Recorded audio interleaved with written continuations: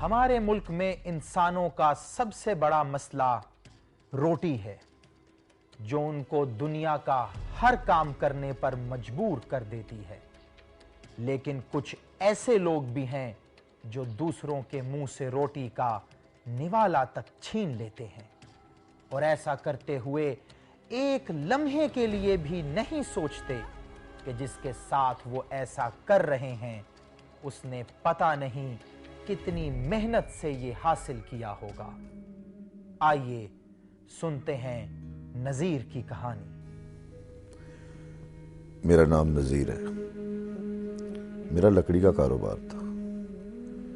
ابھی تک تو کاروبار بہت اچھا چل رہا تھا، لیکن آہستہ آہستہ ہر چیز ختم ہوتی چلی گئی۔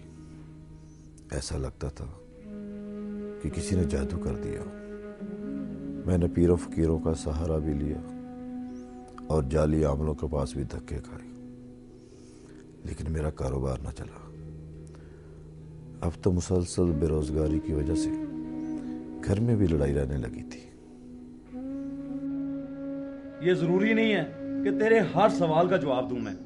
اب تو لوگوں نے قرض دینا بھی بند کر دیے۔ تو کیا کروں؟ سارا دن دکان کھول کر بیٹھا رہتا ہوں۔ اب کوئی گاہک نہیں آتا تو میں کیا کروں؟ تو کہیں اور دہاڑی لگا لو، بچوں کی فیس تو نکل آئے۔ کرتا ہوں کچھ، میرا دماغ نہ کھاؤ۔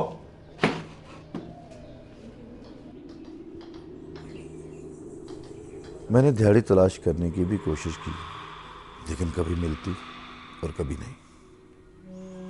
ایک دن میرا ایک شاگرد میرے پاس آیا۔ وہ دبئی میں کام کر رہا تھا۔ اس نے مجھ سے کہا کہ استاد جی وہاں آ جائیں، بڑا کام ہے۔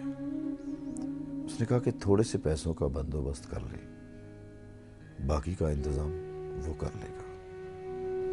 یہ لے، میرے ماں باپ کی آخری نشانی رہ گئی تھی میرے پاس۔ اگر کام بن گیا نا تو سونے میں توڑ دوں گا تجھے۔ ایسے شاہدہ، آج کل کے زمانے میں کوئی اتنی کسی کی مدد نہیں کرتا جتنی میرا شاگرد کر رہا ہے۔ چل اچھا، تیرا دبئی جانے کا خواب بھی پورا ہو جائے گا۔ پاگل نہ ہو تو یہ 2-4 مہینوں کی بات ہے، پھر اللہ رحمت کر دے گا۔ تو کھانا پکا، ہم اکٹھے کھائیں گے بیٹھ کے۔ میں ابھی آیا۔ ہاں ابھی آیا۔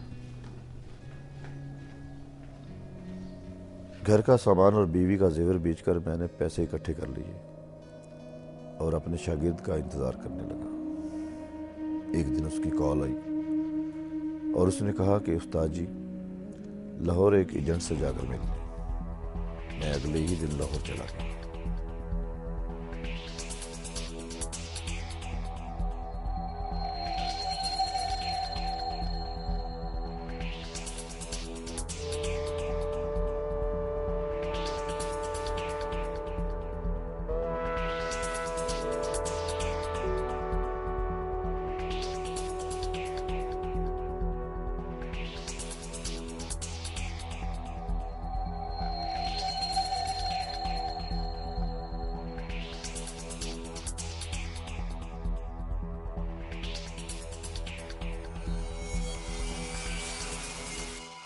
میرے شاگرد نے ایک شخص کا پتہ دیا تھا۔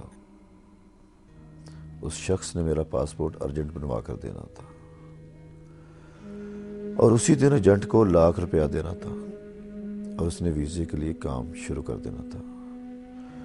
ابھی میں اس شخص کے گھر کو تلاش کر ہی رہا تھا کہ ایک شخص میرے پاس آیا۔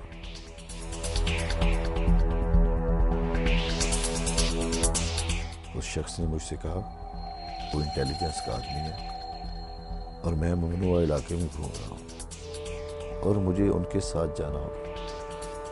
وہ مجھے ایک گاڑی میں ڈال کر اپنے ساتھ لے گئے۔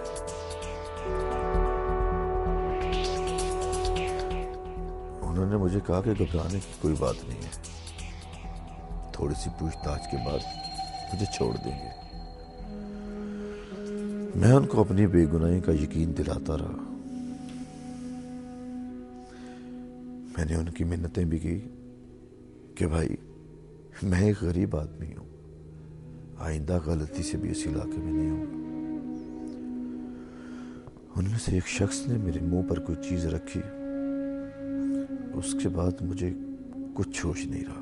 کوئی ہے میری مدد کرو، مدد کرو، خدا دے واسطے میری مدد کرو، میں بہت غریب آدمی ہوں، خدا کے لیے مجھے چھوڑ دو مجھے، اوے تمہیں تمہارے بچوں کا واسطہ ہے، مجھے چھوڑ دو مجھے۔ میں ان کو اللہ اور اس کے رسول کے واسطے دیتا رہا، لیکن کسی نے میری بات نہیں سنی۔ 2 دن بھوکا پیاسا رہا۔ میرے پاس جو پیسے تھے وہ بھی ان لوگوں نے نکال لیے تھے۔ بیوی کا زیور اور گھر کا سامان بیچ کر جو جمع جتھا تھا وہ سب لے گئے۔ 2 دن بعد دروازہ کھلا۔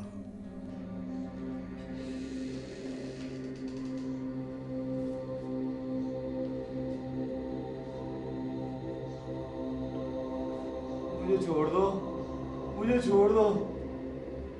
بڑی مشکل سے صاحب کو یقین دلایا کہ تو بے گناہ ہے، چل اب یہاں سے نکلنے کی کر۔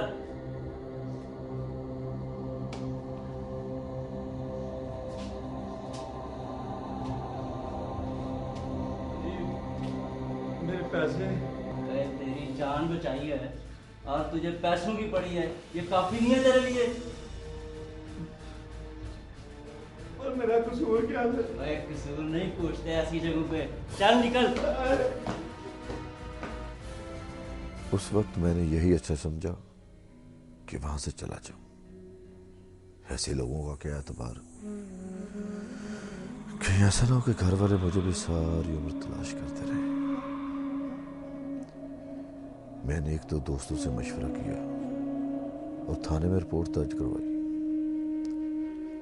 تھانے دار نے مجھے بتایا کہ ان کے پاس پہلے بھی اس طرح کی 2 وارداتیں رپورٹ ہوئی ہیں۔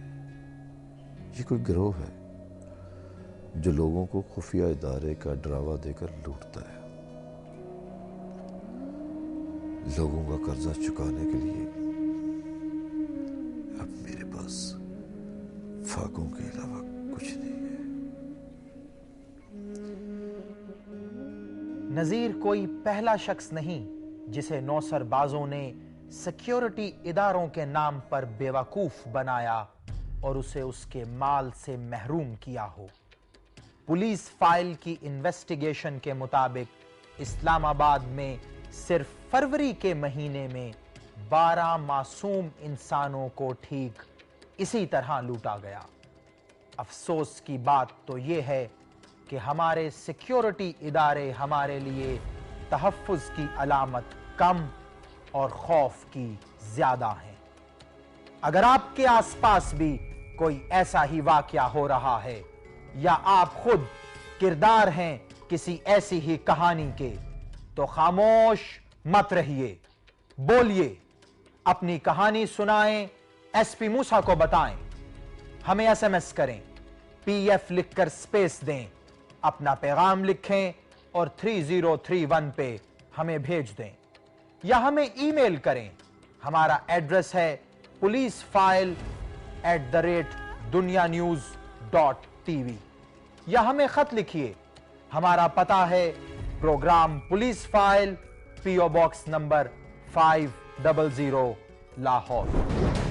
بریک کے بعد دیکھیے ایک قتل ایک خودکشی، سیاسی پارٹی کا ضلعی صدر عوام کا خیر خواہ یا قاتلوں کا سرغنہ۔ ہلوال سے رپورٹ۔